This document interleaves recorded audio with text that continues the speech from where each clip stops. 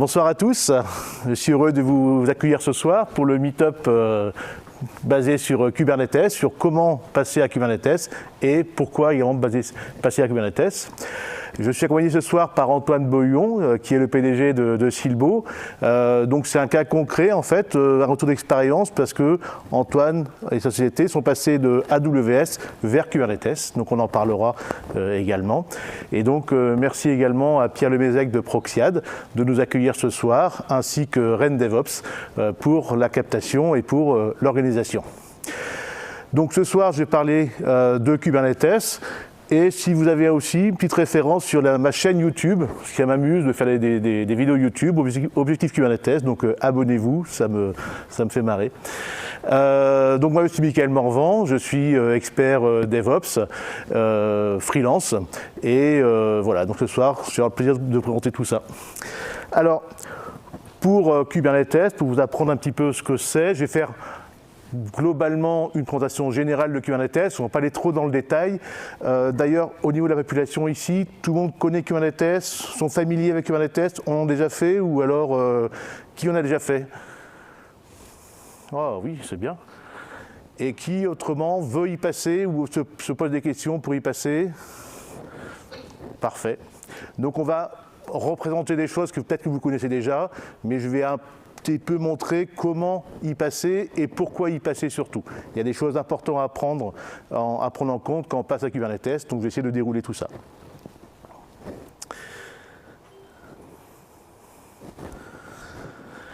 Donc, c'est quoi Kubernetes? Alors, pour donner un petit peu un contexte de Kubernetes, je vais revenir dans le temps. On va parler d'une application web d'entreprise qui a une authentification, qui a une base de données, un profil utilisateur, une messagerie, bref, ce qu'on faisait un petit peu dans les années 2000 à maintenant, c'est à peu près les mêmes genres de choses qu'on a à faire de temps en temps. Et je vais prendre cet exemple-là comme illustration de qu'est-ce que apporte Kubernetes. Donc pour ceux qui s'en souviennent, le Web 1, c'était l'époque 2000-2005 où on faisait ça en Java ou alors plutôt en PHP. On avait un serveur physique. Donc le serveur physique, on avait un serveur physique sur lequel on se connectait en SSH et puis on allait mettre le code directement dessus, modifier le code directement et on avait une petite base de données dedans généralement. On avait tout sur un seul serveur physique. Après, on a évolué un petit peu, les machines virtuelles sont arrivées et donc là, on a commencé à faire des applications entières avec toujours du Java, de la base de données, etc. Mais on a vraiment fait une évolution. En gros, sur le serveur physique, on a mis des machines virtuelles. Donc, on a un petit peu modularisé nos applications et la manière de les héberger. Et maintenant, avec Kubernetes, donc pour ceux qui ne savent pas, K8S, c'est Kubernetes, le raccourci. Maintenant, on a du Docker, on a une architecture microservice, on a de la base de données toujours, et puis on a des cloud providers qui nous permettent d'avoir également notre Kubernetes. D'ailleurs, pareil pour les VM. Donc, comment ça se passait vers les 2000, 2005, 2010 pour les serveurs physiques, alors je parle de généralité, hein. Il y a plein de choses qui existaient différemment également, mais souvent on avait beaucoup de serveurs en PHP à l'époque. On avait une application monolithique, c'est-à-dire qu'on avait l'ensemble de l'application codée dans un seul projet, et puis on mettait le code sur le serveur, on allait aller en SSH sur le serveur en production, la pré-production n'existait pas beaucoup à l'époque, et puis on avait un seul serveur avec la base de données et quand ça pétait, ça pétait. Il n'y avait plus rien qui marchait, donc voilà. Donc ça c'était vraiment 2000, 2005, 2010 pour ceux qui ont connu ça. Ensuite, on a commencé à avoir des machines virtuelles. Donc à l'époque, on codait ça en Java. Alors c'était le début des applications entières avec, certains s'en souviennent peut-être, les EJB, des espèces de monstruosités qu'on déployait sur les serveurs virtuels. On avait des VM qu'on mettait à jour. Une VM qui faisait 1 giga, à l'époque la connexion c'était n'importe quoi, on mettait des heures et des heures à mettre à jour sur la machine virtuelle, donc ça prenait des plombes. Et c'était un petit peu mieux au niveau de la sécurisation, au niveau de la mise à jour, au niveau de la scalabilité, mais c'était pas encore tout à fait ça.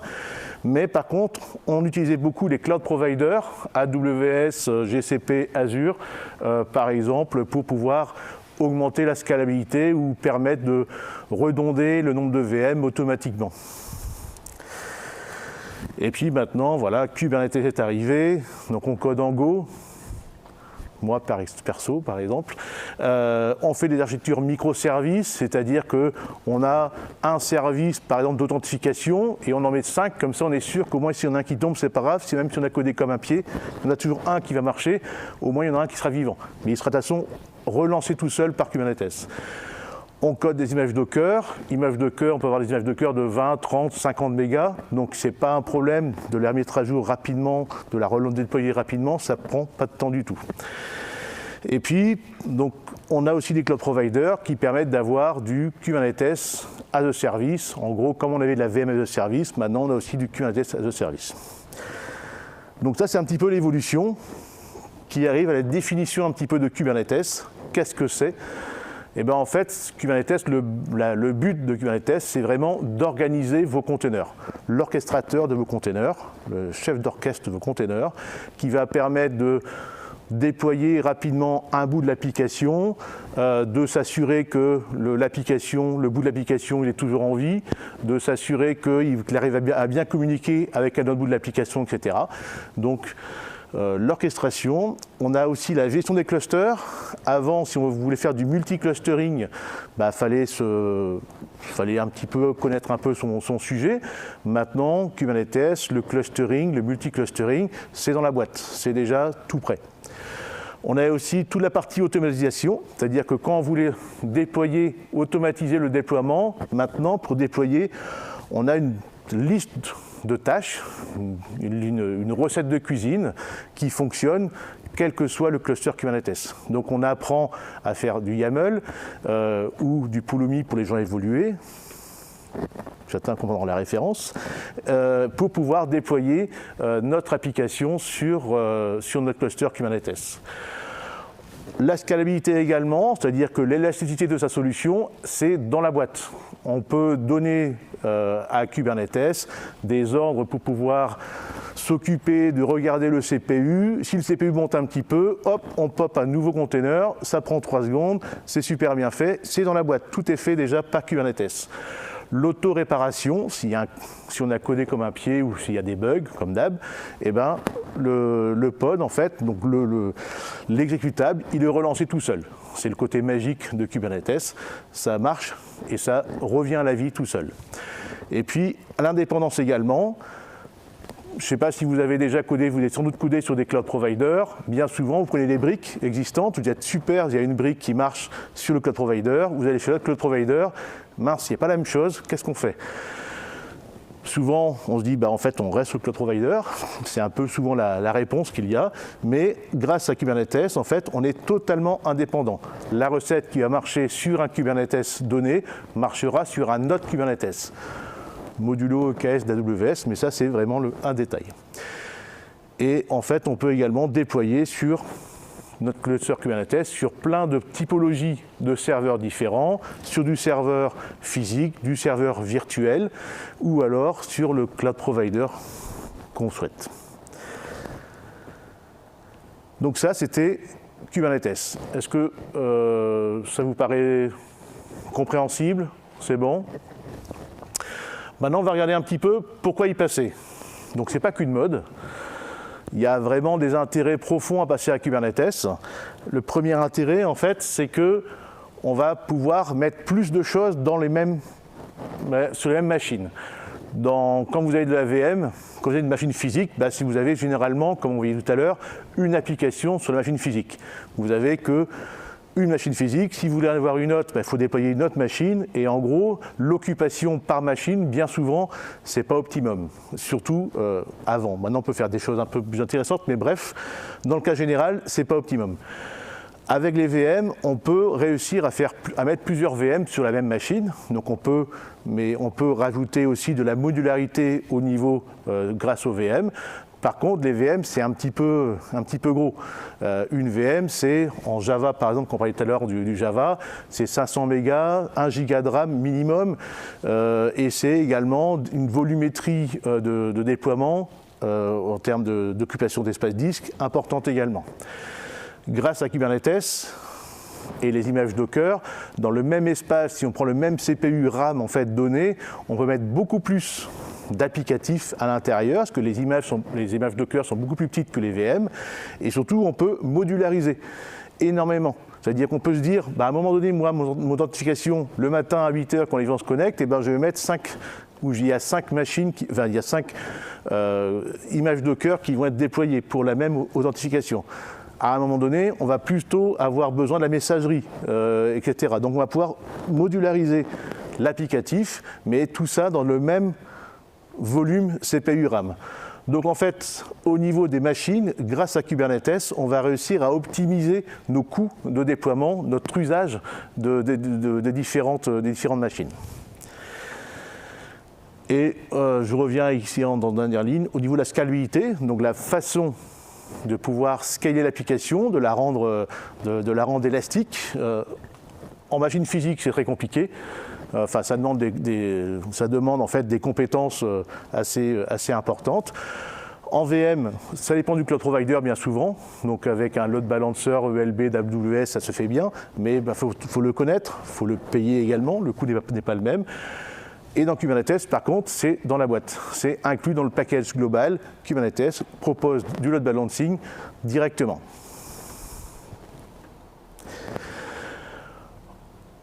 Autre élément important comme avantage dans Kubernetes, c'est la simplicité de déploiement. Quand on déploie, je parlais tout à l'heure, dans la machine physique, donc on doit aller en SSH sur la machine, c'est risqué. On va attaquer la prod directement. Alors il y a d'autres moyens, mais généralement c'était ça qu'on faisait avant. On attaquait la prod directement. On se trompe d'une ligne de commande, la prod elle est down. Donc le client ne peut plus se connecter, l'application ne marche plus. Au niveau de la VM, on a bien souvent également au niveau du déploiement des spécificités en fonction du cloud provider, mais on peut le faire, on avait réussi à faire des choses quand même sympas en VM, mais par contre c'est toujours lent et c'est toujours généralement spécifique au cloud provider. Vous n'avez pas déployé la même chose chez GCP que chez AWS ou Azure. Et pour finir, donc Kubernetes, c'est rapide et automatisable. C'est rapide parce que généralement, ce que vous envoyez, les images Docker que vous envoyez sont petites, donc le déploiement est très rapide. Et c'est automatisable parce que les recettes de cuisine qui sont prévues pour pouvoir déployer sur votre cluster, elles sont déjà soit standardisées, soit elles sont communes à tous les clusters Kubernetes. Donc généralement, c'est très rapide et très simple. Et dernier élément, sur Kubernetes, c'est un standard.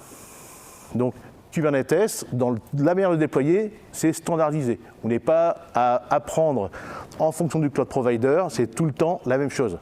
Kubernetes, vous avez votre kubectl ou autre moyen, en Pulumi par exemple, et vous déployez et ça marche directement.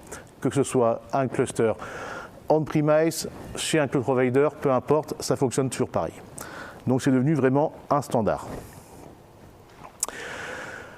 L'autre élément pour moi qui est important au niveau du passage à Kubernetes, c'est la gestion des équipes.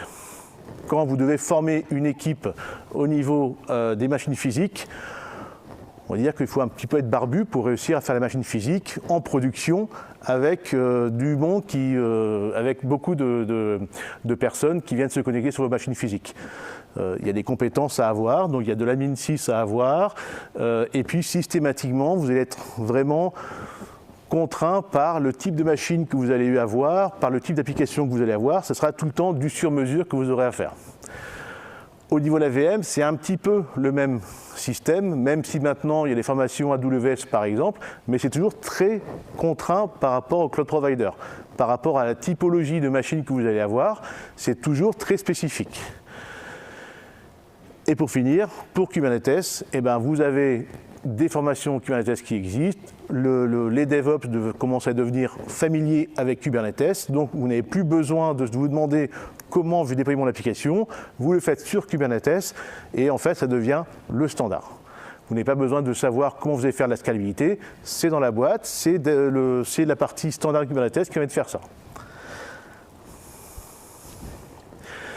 Donc, pour résumer, au niveau de Kubernetes, l'intérêt, c'est qu'au niveau des coûts, on va vraiment maîtriser, on va mieux maîtriser ces coûts d'hébergement. On va avoir beaucoup plus de souplesse en termes de, par rapport à l'équivalent CPU RAM. On aura plus pour notre argent, on va dire. Au niveau du déploiement également, on va pouvoir faire ça de manière standardisée, beaucoup plus simple que ce qu'il y avait avant. Et puis, au niveau de la formation, on va avoir également des choses standards au niveau de la formation, quel que soit le cloud provider. Donc on va pouvoir former des équipes qui seront de toute façon compétentes, même si on change un jour de cloud provider.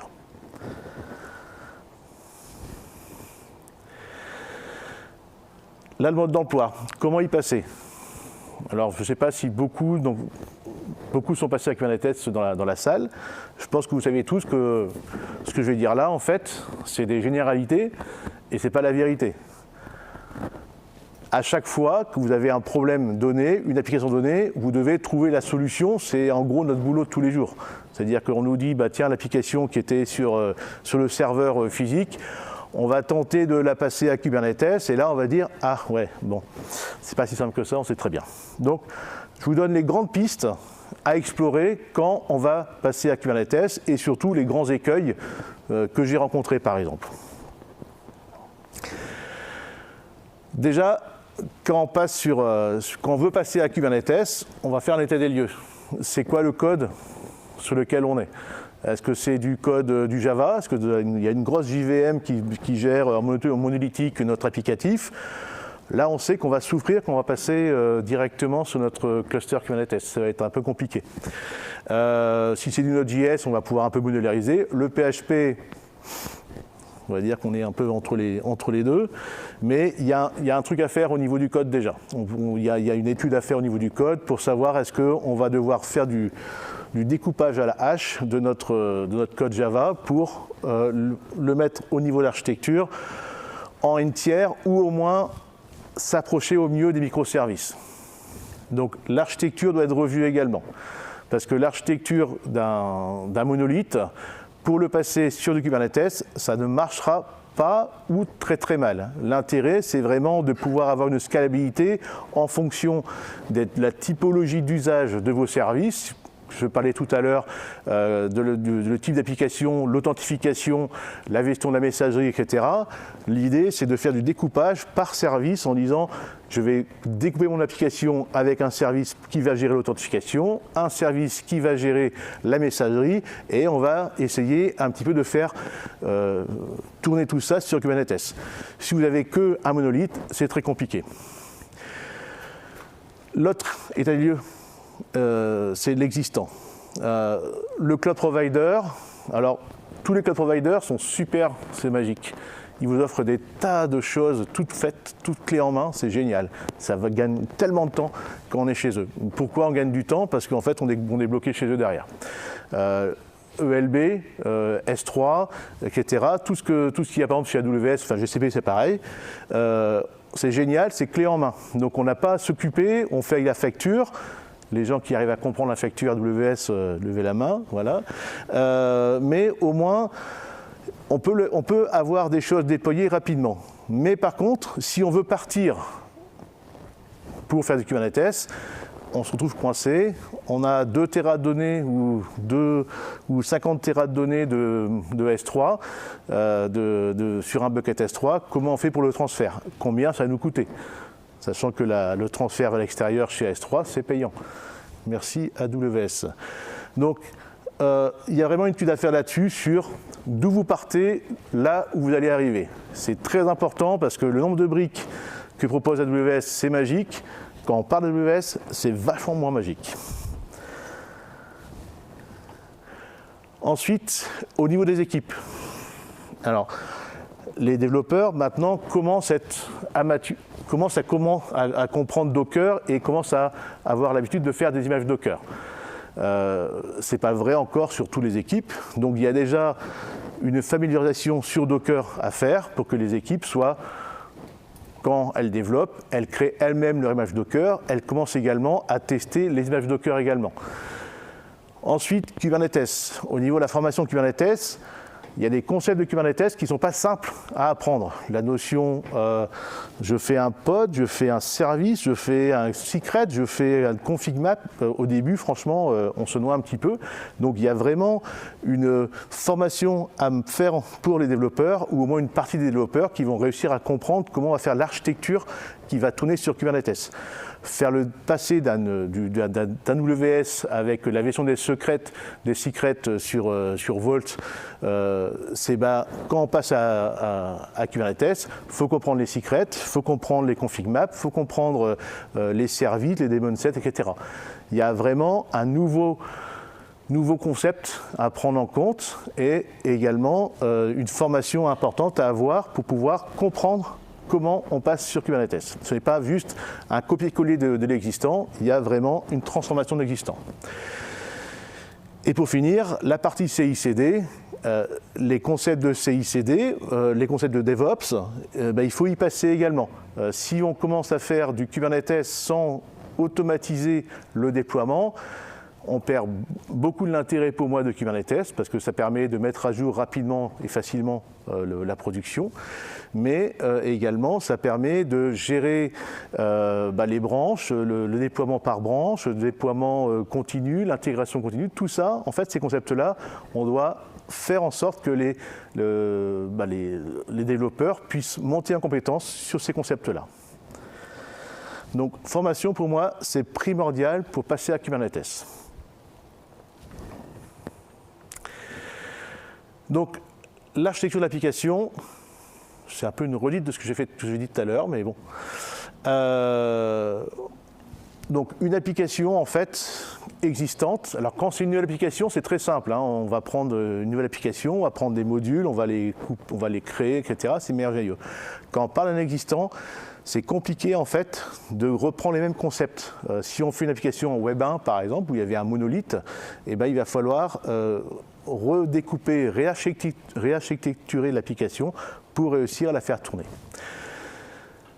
Et bien sûr, donc là, voilà, l'intégration et le déploiement. Donc l'intégration, comment on va faire les images de code de l'application, et le déploiement, comment on va faire pour déployer l'application. Les concepts GitLab, GitHub, pour pouvoir faire du déploiement continu, c'est pas si simple que ça. Il y a une compréhension à avoir de ce que ça fait, ces différents outils, parce que c'est pas immédiat. Donc, et pour finir, le choix de l'hébergement Kubernetes. Alors, c'est vachement bien maintenant, on commence vraiment à avoir beaucoup de cloud providers qui ont du Kubernetes as a service. Donc on prend un Scaleway par exemple ou un OVH, clic-bouton. Scaleway, je crois que c'est en 3 minutes, on a le cluster Kubernetes, c'est magique. Pareil OVH, 10 minutes, c'est super bien. EKS, je crois que c'est plus long que ça, mais c'est plus compliqué. Mais bref, on commence vraiment à avoir des systèmes cloud, Kubernetes as a service vraiment à disposition maintenant. Au niveau des coûts, c'est très très compétitif, donc vraiment c'est très simple à mettre en place. Après, est-ce qu'on met tout sur Kubernetes? Est-ce qu'on va mettre notre base de données sur Kubernetes? Là, c'est un sujet chaud bouillant, on va dire. Par rapport aux I/O, etc. Donc, est-ce que ça vaut pas le coup de mettre quelque part, prendre des services de base de données as a service chez votre fournisseur d'accès? Autrement, on peut faire aussi du on-premise. Donc là, on peut maintenant aussi, enfin on peut depuis très longtemps, installer son cluster Kubernetes sur ces machines physiques, ces machines virtuelles. Et donc là, on gère nous-mêmes les déploiements avec du Rancher, avec du MicroK8, avec voilà, il y a plein de moyens maintenant de pouvoir déployer son propre cluster Kubernetes sur des machines physiques. Mais par contre, c'est pas magique. Le faire, c'est un peu compliqué. Le gérer en production, voilà, ça peut poser des problèmes. Donc on a aussi ce choix-là à faire. Quand on va faire le choix de passer à Kubernetes, il va falloir qu'on choisisse l'hébergement, notre hébergement également. Donc, pour synthétiser, on doit faire, pour passer à Kubernetes, un état des lieux de l'existant, de là où on veut aller. On doit également faire attention à la formation des équipes, puisque ce n'est pas super immédiat de passer à Kubernetes. On doit faire attention également à l'architecture. Il va sans doute falloir redécouper l'application, la modifier, etc. Et puis à la fin, il y a également l'hébergement. Qu'est-ce qu'on choisit, du SaaS ou du on-premise?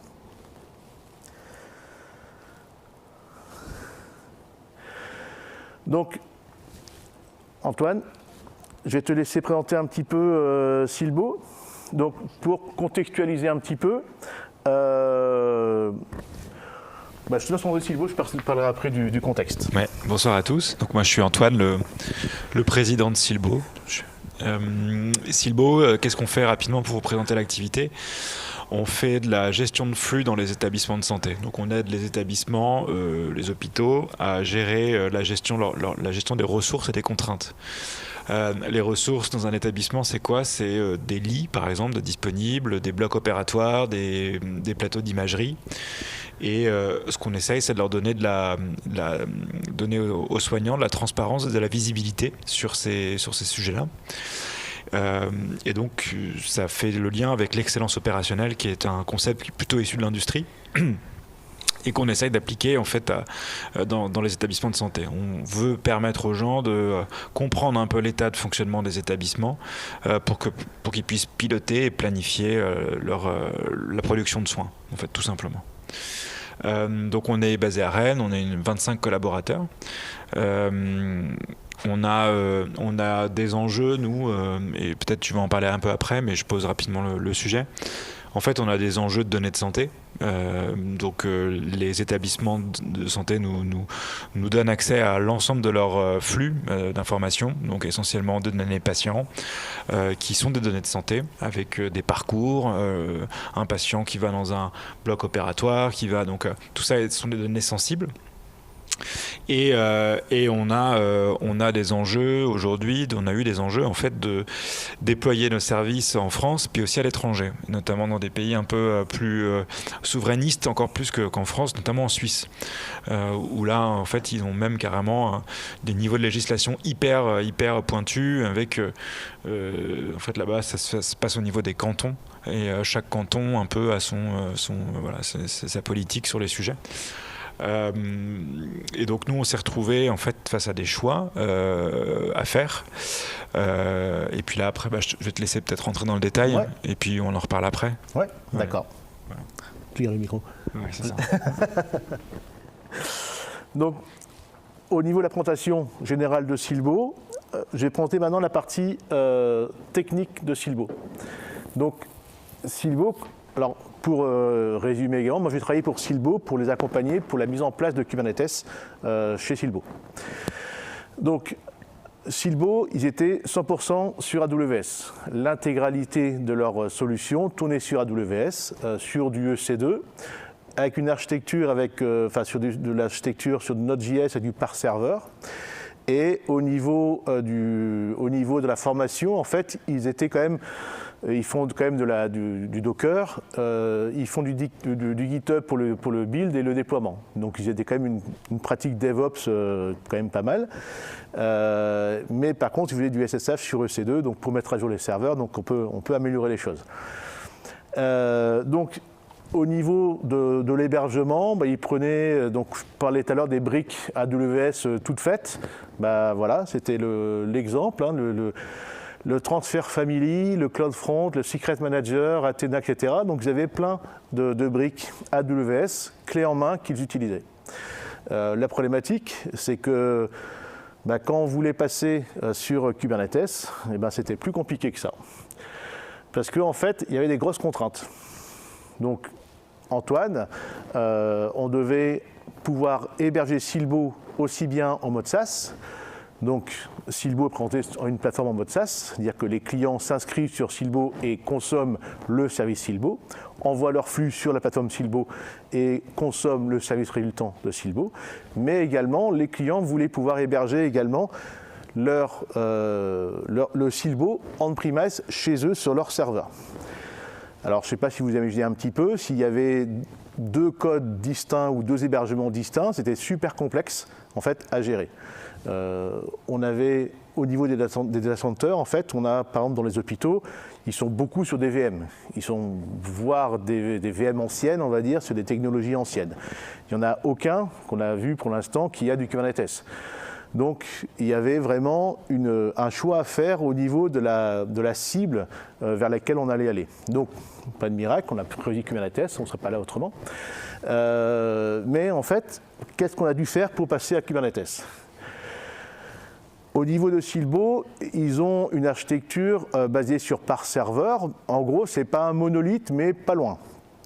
C'est-à-dire que par serveur, c'est un serveur d'application fait par Facebook, je crois derrière, fait en Node.js, en TypeScript, qui permet d'avoir assez rapidement des API, un côté temps réel également, et puis différents services codés en fait en Node.js. Par contre, quand on va vouloir scaler, en fait, le par serveur, c'est assez compliqué. Parce qu'en fait, on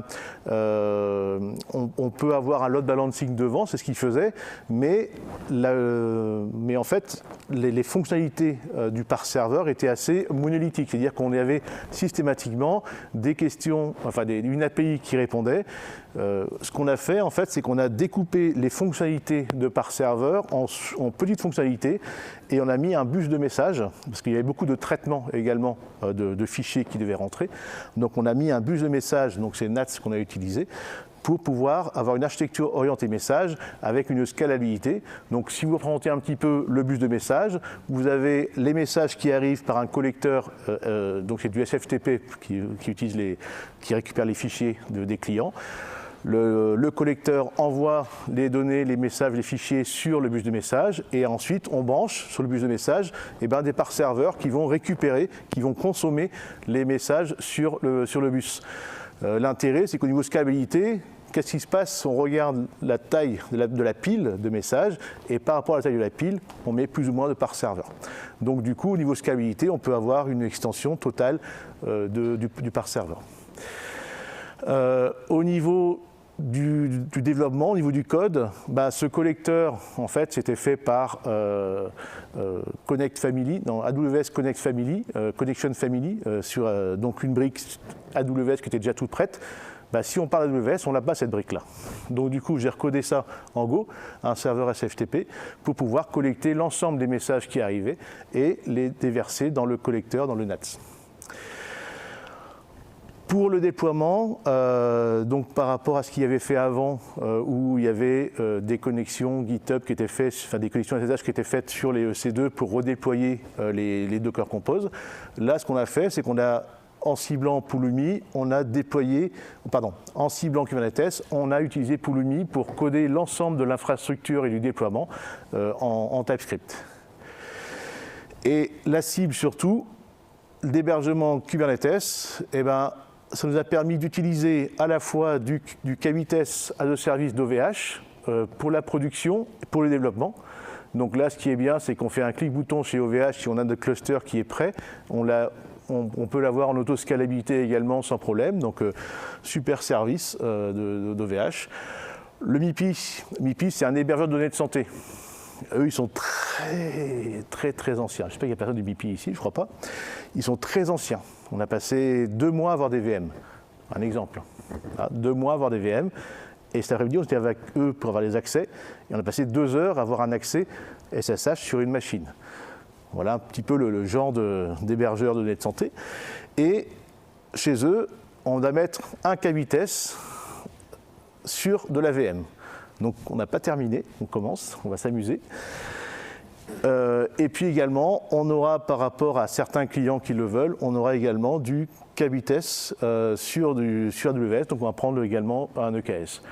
Donc le choix de passage à Kubernetes a été vraiment primordial parce que ça a permis de standardiser la manière de déployer, aussi bien pour le client qui vont utiliser Silbo en mode SaaS que les clients qui vont utiliser Silbo en mode on-premise. Et donc au niveau du travail des équipes, pour mettre ça en place, ça a été... c'est beaucoup plus simple en fait pour pouvoir avoir comme cible les différents clients. et merci.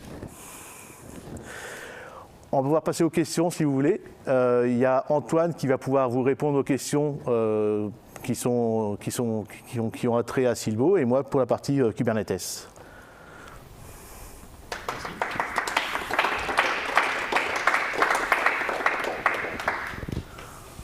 Oui. Alors, soit tu prends le micro, soit tu répètes les questions. Oui, merci pour la présentation, qui marche pas. Si, ok. Petite question, tu parlais de la scalabilité automatique chez Cloud Provider. Qu'en est-il quand tu déploies sur du on-prem ou sur une VM ? Alors, la scalabilité automatique, en fait, si tu considères que la scalabilité, c'est uniquement au niveau des pods. D'accord ? Tu as deux niveaux de scalabilité sur Kubernetes. Tu as la scalabilité au niveau des pods, donc c'est-à-dire au niveau des images Docker qui sont déployées. Et donc là, tu peux régler ton déploiement pour s'occuper de regarder le CPU et la RAM. Et en cas de dépassement CPU-RAM, ça se déploie tout seul, ça se scale tout seul. Vertical. C'est vertical. Il y a un autre niveau de scalabilité, en fait, qui est une scalabilité sous-jacente au niveau des workers. Donc, je ne vais pas parler de l'architecture de Kubernetes, mais Kubernetes se base sur des workers qui contiennent les images Docker qui travaillent, en fait. Et ces worker nodes, en fait, eux, peuvent scaler également en cas de charge intense. Donc, quand tu dois gérer ton hébergement tout seul, eh ben, il n'y a pas de magie. Tu dois soit la gérer à la main, je ne sais pas comment, ou soit ne pas la gérer et le faire à la main, rajouter des VM. Donc la scalabilité, on va dire, des machines sous-jacentes physiques, pour moi, il n'y a pas de solution actuellement quand on est en on-premise. Alors je n'en connais pas. Peut-être que ça existe, moi je n'en connais pas.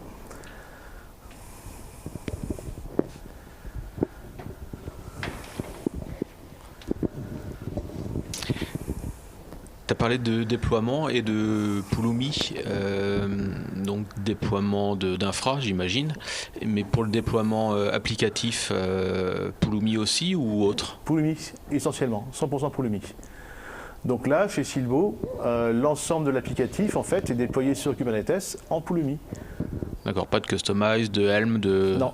D'accord. Alors, on utilise du Helm, dans le cas de Traefik par exemple, on utilise le Helm du Traefik, mais qui est déployé par Pulumi.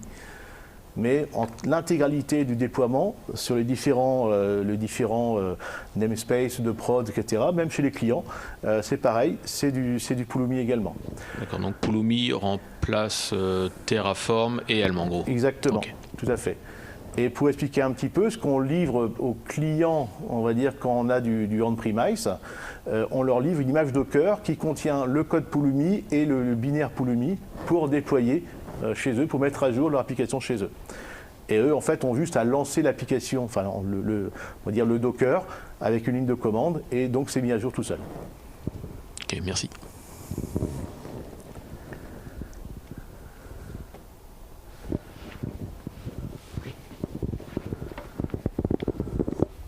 Merci pour la présentation. Je voulais revenir sur la partie cube. Du coup, vous avez dit que vous aurez 3 clusters en tout, si je comprends bien. Et je voulais revenir sur la partie OVH, du coup, parce que l'offre CAS de OVH est assez récente.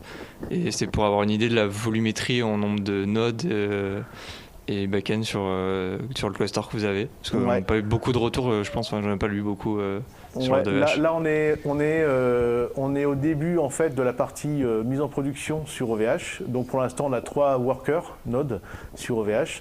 Et c'est cette partie-là qui va être autoscalable au niveau des VM. Donc on va pouvoir, on va dire, ne pas s'en occuper, puisque c'est OVH qui va s'en occuper. Mais par exemple, quand on parlait tout à l'heure de la partie base de données, on prend la base de données as a service sur OVH. On ne prend pas de l'hébergement de base de données sur notre cluster Kubernetes. Ok, ouais, donc on n'est pas sur un cluster à 3000 pods, un cluster à taille entre guillemets humaine, quoi. Non. On est je ne sais pas, il doit y avoir une centaine, 150 pods, je pense, qui doivent tourner actuellement, mais on n'est pas encore en production établie, donc on n'a pas ce recul nécessaire pour l'instant pour savoir quelle volumétrie on va avoir par rapport à ce qu'on a actuellement sur AWS, par exemple.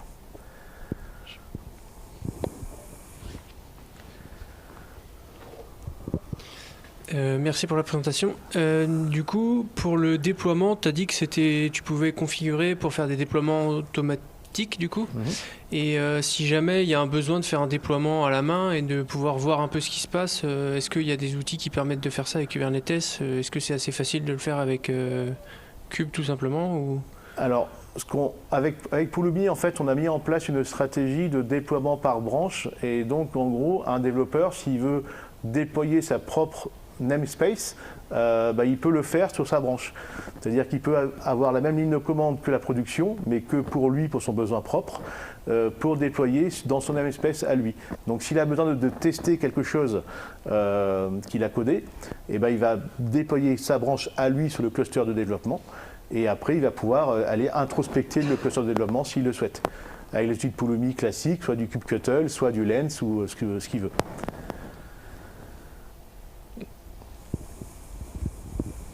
Tout à l'heure, tu as dit que tu utilisais ton image Docker pour déployer tes on-premise. Ouais. Mais dans ton cluster Kube, tu déploies des images Docker, donc tu inclus la registry dans ton image Docker qui sert à déployer. Non, l'image Docker, la registry Docker, elle est externalisée. Ok. On n'a pas de, on a une registry Docker externalisée qu'on a. Je crois qu'elle est prise on-premise, alors je ne sais même plus, parce que je ne suis pas occupé, peut-être que tu vas savoir. Elle est on-premise, voilà. Elle est on-premise. Ouais. Donc, tu n'as pas de solution pour des utilisateurs qui voudraient être déconnectés d'Internet? Non, je ne veux pas ces utilisateurs-là. Oui, mais moi, j'en ai. Je n'en veux pas. Merci pour ces informations. Tu as parlé de SaaS tout à l'heure. Je suppose que vous fournissez la solution en tant que service sur Internet. Comment vous avez adressé les challenges autour de la multi-tenancy pour supporter ça dans Kubernetes? Multi-tenancy, c'est-à-dire plusieurs clients sur le même cluster Kubernetes. Alors, on a soit la notion, donc en mode SaaS par défaut, en fait, on va dire au niveau du namespace, en mode SaaS par défaut, le namespace de prod regroupe plusieurs clients. Au niveau du serveur, des serveurs SFTP, donc la collecte de flux, là on adresse en fait dans des répertoires différents pour ne pas mélanger les flux. Mais en fait, au niveau, par exemple, de NATS, qui est le bus de données, on a donc c'est du publish subscribe, donc on a au niveau des adresses, en fait, on a une distinction au niveau des adresses en fonction des clients, pour ne pas mélanger n'importe quel client. Et par contre, derrière, tous les flux rentrants sont traités par les mêmes serveurs. Il n'y a pas de différenciation. Pour autant, si on le souhaite, on peut, sur le même cluster de production, pour des clients qui le souhaitent, adresser un namespace particulier, donc isolé des autres namespaces, si c'est un choix du client. Mais c'est un choix financier que le client peut faire. Mais par défaut, en fait, au niveau du namespace, enfin au niveau du mode SaaS, il n'y a qu'un seul cluster de production.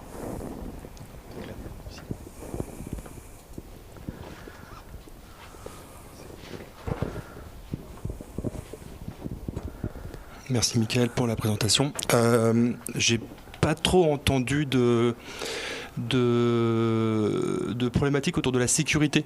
On est quand même sur des données de santé, des choses comme ça. Ouais. Qu'est-ce qui est mis en place autour de la sécurisation, autour de Kubernetes, l'outillage ou autre? Ouais. Au niveau, on a la sécurisation classique au niveau des mots de passe, etc. Et pour les clients qui le souhaitent, on a également l'hébergement de données de santé.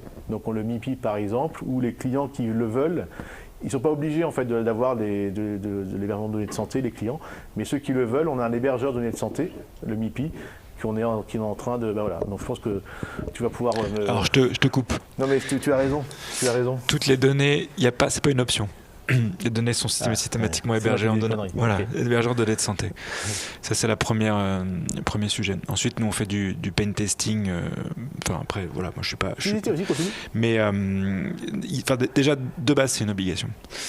Et donc, il n'y a pas le choix. Donc, tu as déjà un premier niveau de contrainte qui est l'hébergement de données de santé. Mais qui, en soi, c'est plus une obligation réglementaire tu n'as aucune garantie de sécurité.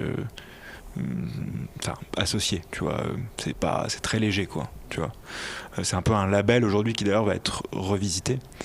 En fait, moi je prends ma casquette plutôt projet et pourquoi on est passé sur Kubernetes. En gros, en fait, il y a des textes qui sortent aujourd'hui. Il y a notamment une loi sur la souveraineté numérique. Et on s'est retrouvé nous en fait dans une configuration où toute notre infra, et d'ailleurs si c'était à recommencer je referais exactement la même chose, hein. On est parti sur AWS pour des questions de rapidité. En fait, on est une start-up, on n'avait aucune idée de là où on allait au final, du budget qu'il fallait allouer, ni même du produit qu'on allait vendre, puisqu'on a pivoté plusieurs fois. Et donc ce choix d'AWS nous a permis de faire de faire des choix plus rapides, de nous concentrer sur le produit et son usage, sur nos usabilités, plutôt que sur notre infrastructure. Et on s'est retrouvé à un moment en fait où, grâce au succès, grâce aux ventes, aux usages qui se développent, en fait, on se retrouve avec un niveau en fait où là, il faut par contre qu'on définisse quelle est notre trajectoire future. Là, on a montré que notre entreprise elle pouvait dépasser le stade d'une start-up et qu'il fallait s'ouvrir à d'autres enjeux. Et notamment les enjeux à l'international. Donc les Suisses, ils nous ont dit, hein, c'est clair et net, AWS, ça passera jamais. Et ils ont raison. Ils ont raison. En tout cas, c'est leur choix. Et ça fait partie aussi de nos convictions. C'est qu'on s'est dit à un moment, en fait, ok, le monde il est un peu en train de changer, 2021, 2022, enfin, on voit bien qu'il y a une prise de conscience, même politique, donc maintenant tu as même des lois qui sortent, qui te disent attention à la souveraineté des données.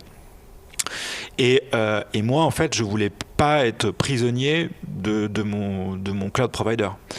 En fait, est-ce que AWS c'est bien ou pas bien? En fait, je sais pas mon sujet. En fait, je sais pas je pourrais le défendre parce que je pense que c'est des gens raisonnables et tout machin. Mais en fait, ça devient purement politique. Et moi, je sais pas prendre d'engagement. Donc, en fait, ce que je voulais, c'est que je voulais avoir une option. Je m'en fiche d'où on déploie et dans quel contexte on le fait. On le fait.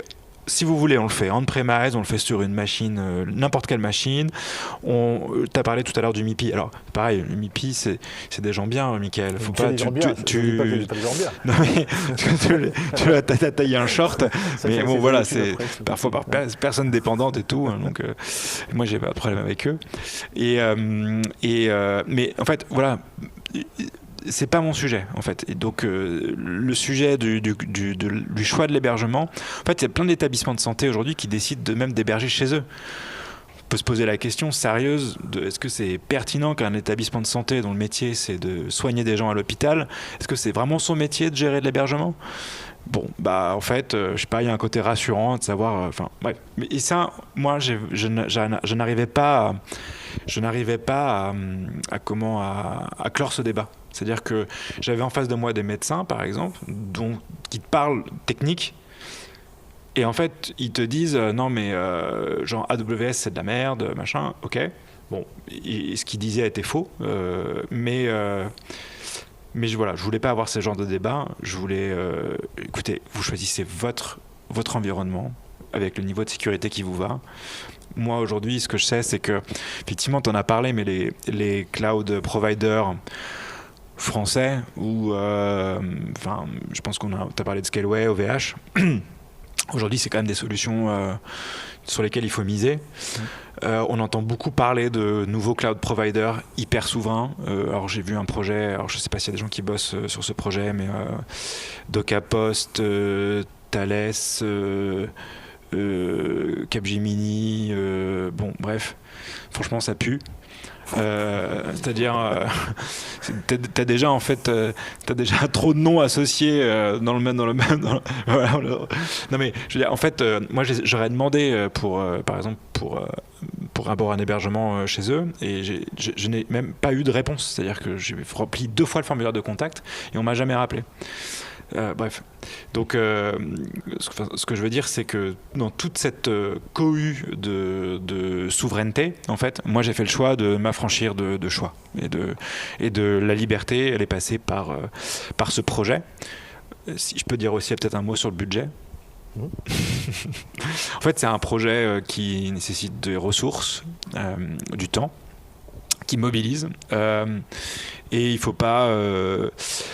C'est vraiment un projet hyper stratégique, c'est-à-dire les gens qui sont dans la salle ont plutôt une dimension technique, mais vous portez un projet assez stratégique pour l'entreprise qui va valoriser l'entreprise, je pense, Parce que, en fait, à l'heure de l'incertitude sur justement ces notions de souveraineté, etc., et de savoir où tu atterris, ce type de projet, justement, t'offre de la liberté. Alors, c'est sûr que ça coûte un peu cher. Je ne sais pas combien de jours de travail on a, mais franchement, c'est un investissement. Mais tu t'y retrouves à la fin, je pense. Voilà.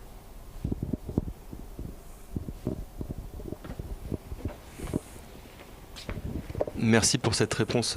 J'avais plutôt encore une fois, plutôt technique, mais très intéressant sur la partie souveraineté. On pourra en reparler tout à l'heure. Quand je parle sécurisation, sécurité, il y a la sécurité de la donnée, effectivement en tant que donnée de santé, mais il y a la partie, le fait de déployer dans un cluster Kubernetes, ça ne veut pas dire que c'est secure. Et il y a eu des conférences notamment avec, je ne me rappelle plus le nom, mais sur justement des attaques de cluster Kubernetes assez faciles.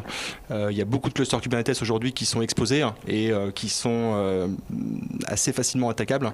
Et du coup, ma question c'était plutôt en gros quels sont les outils. Beaucoup déploient dans le cube, tu l'as dit, c'est le pattern du moment et depuis quelques temps. Maintenant, on s'oriente plutôt sur la question de la sécurisation.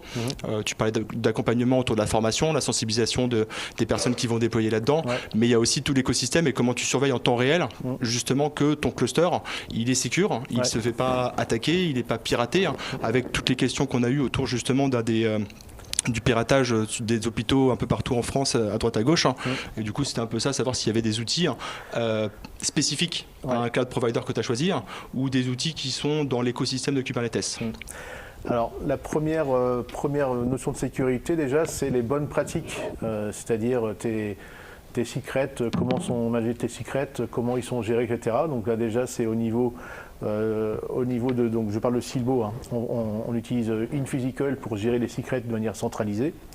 Ensuite, on a au niveau des images Docker qui sont générées qui sont utilisées dans le cluster Kube, on a mis en place Trivy. Trivy, c'est un moyen de scanner la sécurité, les failles de sécurité des différentes images Docker. Alors pour l'instant, c'est encore un petit peu manuel, mais on va le mettre en place de manière systématique pour pouvoir analyser tous les failles de sécurité qui sont dans les images Docker qui sont déployées, pour être certain qu'il y ait zéro, ou on s'approche du zéro au niveau failles de sécurité connues. Ensuite, au niveau des accès, on se base sur, donc on a uniquement, en fait, on a Traefik qui est un load balancer qui est en coupure, on n'a que certains ports qui sont ouverts, tous les ports exposés ne sont pas ouverts du tout, donc on a vraiment une coupure nette par rapport aux ports utilisés. Bien souvent, il n'y a que le 443, on a le 22 là pour le SFTP, mais autrement c'est que le 443 qui est utilisé, qui est accessible. Et au niveau des API, des accès API, par exemple, pour mettre à jour le cluster, on utilise les accès API du provider pour pouvoir sécuriser cette partie-là avec de la sécurité basée sur les certificats. Mais je n'ai pas connaissance, moi, de solutions Kubernetes existantes qui permettent de faire un scan de vulnérabilité de ton cluster. Ce n'est pas un sujet que j'ai regardé, mais ça m'intéresserait. Si vous avez des expériences là-dessus, n'hésitez pas à partager, parce que c'est vrai que c'est un sujet intéressant.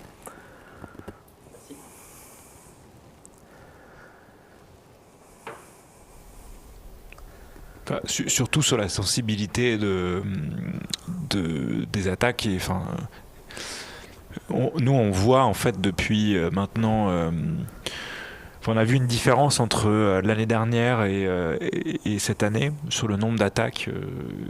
En fait, on voit comme on a identifié maintenant, j'ai vraiment l'impression qu'on est vraiment beaucoup plus sensible. C'est vraiment hyper problématique, quoi. Ouais.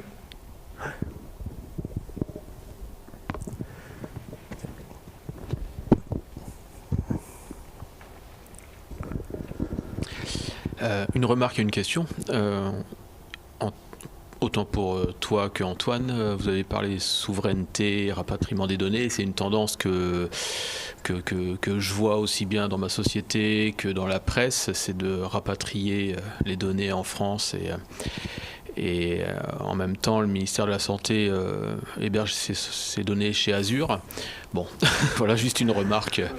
Oui. Faites ce que je dis, faites pas ce que je fais. C'est pas nous en tout cas. Non, bon, bref. Non, mais bien sûr. C'était la remarque. C'est absurde. L'autre question, c'était pour sortir un petit peu de la technique et aller plus vers la philosophie DevOps et l'humain. Comment a été accueillie l'arrivée de Kubernetes, la migration, le changement de mindset, peut-être un petit peu de DevOps qui arrive, ou alors du DevOps différent de ce qui a été connu. C'est un assez gros chamboulement. Voilà, je voulais savoir comment ça s'était vécu au niveau humain, organisationnel, philosophie DevOps, etc. Alors déjà, au niveau de Silbo, déjà ils étaient assez matures en termes de DevOps. Donc je disais tout à l'heure, ils avaient déjà ils commitent sur GitHub et ensuite les images Docker sont buildées automatiquement et sont déployées également. Et je crois qu'ils poussent en prod 2 fois par jour. Donc voilà, donc ils sont très matures là-dessus. JP, il pourrait témoigner, qui était chez Silbo avant également, quand je suis arrivé.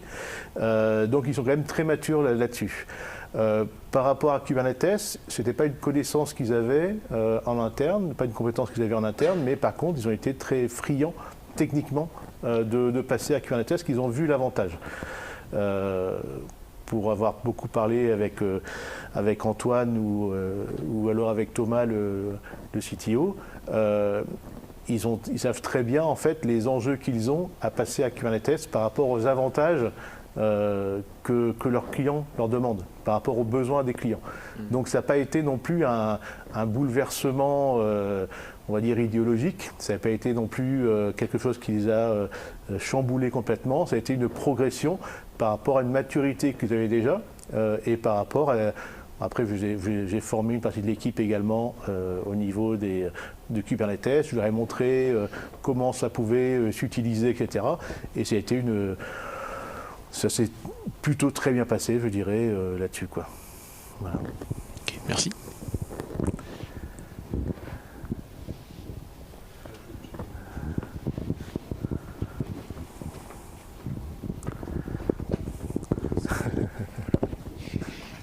Voilà les boulets, quoi. Ce qu'on ne devait pas faire, on l'a fait. Non, mais sur l'aspect humain, en fait, il faut avoir une approche qui sort de la technique, c'est-à-dire, en fait, c'est la personnalité du chef de projet, et c'est surtout, ça part d'une attente. En fait, quand on a posé le problème avec Thomas, notre CTO, en fait, on avait déjà en tête cette solution. Enfin, on savait que ça allait probablement atterrir là, quoi. Mais en fait, je pense qu'il y a eu de la maturation autour du sujet.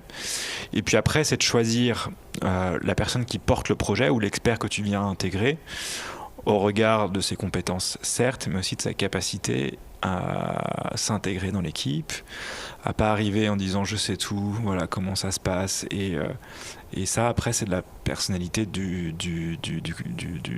l'expert à qui tu confies ta mission, hein, essentiellement. Et je pense que je valorise plus ça, parce que quand on avait fait le choix, en fait, on avait échangé avec des ESN, on avait échangé et en fait, techniquement, tout le monde partait en fait, on arrivait peut-être au même résultat. Par contre, c'est probablement pas de la même façon. Le choix de travailler avec Michael, c'était aussi un choix de capacité à embarquer les gens, à donner envie. Il faut que ce soit fun, en fait, ce projet. Il faut que les gens se forment. JP peut en témoigner. En fait, toi, tu as démarré avec nous.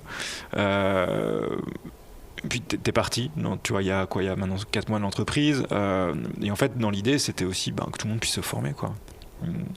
C'est normal que les gens arrivent, sortent, et en fait on l'a fait dans cette dimension-là en se disant en fait faisons aussi ce truc parce qu'il semble être fun. Voilà. Et sur Azure et le Health Data Hub, donc effectivement c'est une grosse incohérence, et c'est là où en fait toutes les données de santé françaises, et pour le coup en plus ce sont des données de santé clinique, sont donc chez Microsoft. Donc là, ouais, effectivement, ça pose des problèmes. Mais je crois que ça pose aussi... En fait, le vrai enjeu, c'est moi, je suis pas contre la souveraineté, mais je voudrais pas que tout le monde roule en Lada, en fait, dans mon pays. C'est-à-dire, en fait, il y a aussi une notion de qualité de service. Et en fait, la probabilité, c'est que les gens ont fait ce choix de Microsoft Azure pour la qualité du produit. C'est bien d'être souverain, mais si on se retrouve à tous rouler en Lada, moi, ça me plaît moyen, quoi. Et parfois, on peut se poser la question, quoi, de certains choix. Ouais.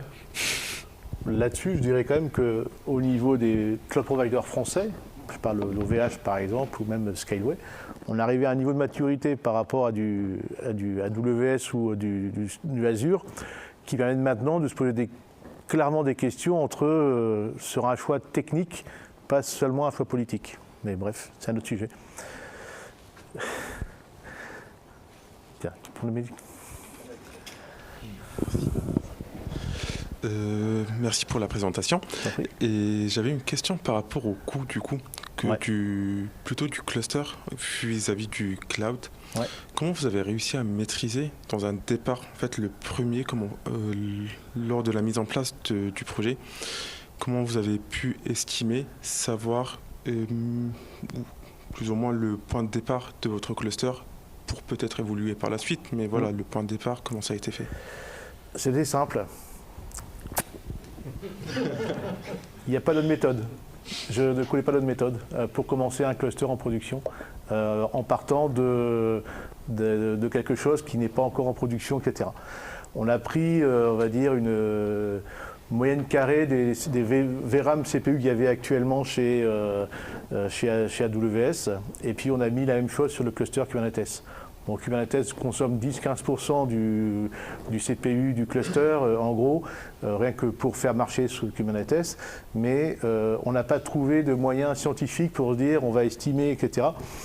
On a pris un cluster moyen, on va dire, chez OVH, et après on a commencé à faire des métriques, à regarder combien on va dire, nous, ce qui coûte, c'est le nombre d'ingestions de fichiers, donc combien de milliers de fichiers par seconde on arrive à ingérer, et est-ce qu'on est content par rapport aux performances du cluster. Et en gros, on estime que on va savoir, on aura du recul dans 1 an ou 2, je pense. Et avant ça, c'est super compliqué. Tu as beau faire les métriques que tu veux, tu as beau faire les calculs que tu veux, la réalité, c'est qu'il y a tellement de paramètres à prendre en compte, ne serait-ce que sur quelle machine tu tournes, parce que derrière, il y a quand même des machines, il y a des CPU, il y a la RAM, il y a de l'IO, etc. Et donc, si tu essayes de faire de prendre en compte tous les paramètres qui vont faire que ton cluster tourne plus ou moins bien, plus ou moins rapidement, en fait, je pense que tu n'y arrives pas. Enfin, à moins que quelqu'un ait une méthode magique, mais moi, je pense qu'il n'y a pas de méthode magique. Et donc, on se dit, voilà, on va avoir du recul au fur et à mesure. Mais malgré tout, ce qui est bien avec Kubernetes, c'est que rajouter une VM, si on voit que le cluster est un peu en deçà, c'est super rapide. C'est indolore en termes de déploiement, parce que c'est dans la console, c'est clic-bouton, enfin grosso modo c'est ça. Et puis après, ça coûte un peu plus cher, mais en gros c'est de la machine en plus. Donc si tu veux, c'est pas non plus quelque chose qui est coûteux en termes de choix stratégique de démarrage. Si tu te rends compte que tu es planté complètement, au début tu rajoutes un peu plus de machines, ça coûte plus cher, et après tu bascules vers un autre cluster un peu mieux taillé, mais au début c'est pas vraiment important.